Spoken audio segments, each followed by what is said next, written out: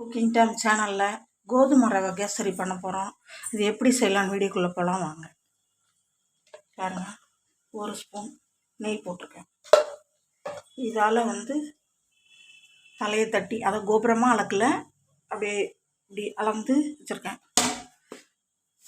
இதில் போட்டுக்கலாம் கோதுமை ரவை.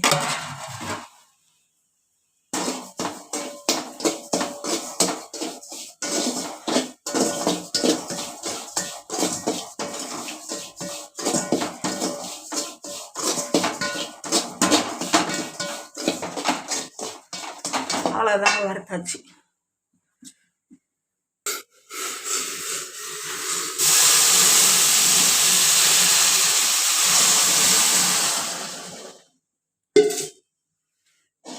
பாருங்க,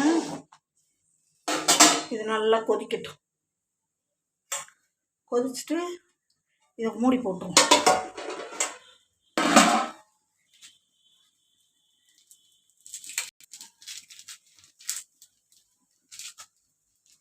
இதில் கொஞ்சம் ஃபுட் கலர் போட்டுக்கோங்க.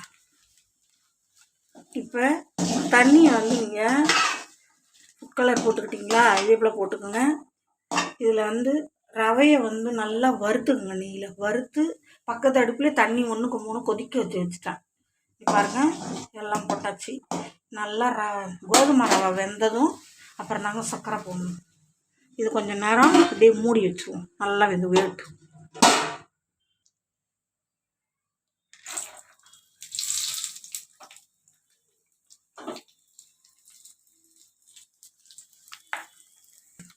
இது பாருங்கள், நல்லா வறுத்தாச்சு.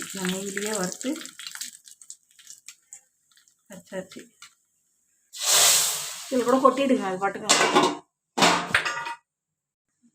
பாருங்கள், நல்லா வெந்து போச்சு. பாருங்க, தண்ணியெல்லாம் இழுத்துருச்சு.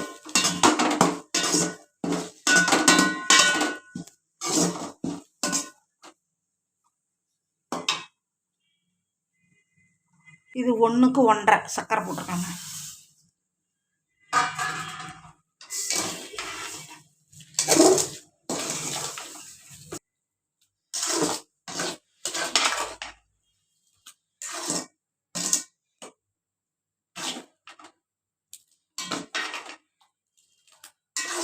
கொஞ்சம் நேரம் இருக்கணும். இது அப்போ தான் கொஞ்சம் இழுத்து உங்களுக்கு. இது நல்லா சுண்டி வரட்டுங்க. சத்த நேரம் சுண்டி வந்துருச்சுன்னா அதுக்கப்புறம் நெய் போட்டு இறக்கிட வேண்டியது தான். நெய் இதுலேயும் போட்டு வறுத்துருக்குறோம். இறக்க போகிறப்ப கொஞ்சம் போடுவோம். நெய் போட்டுக்கலாங்க.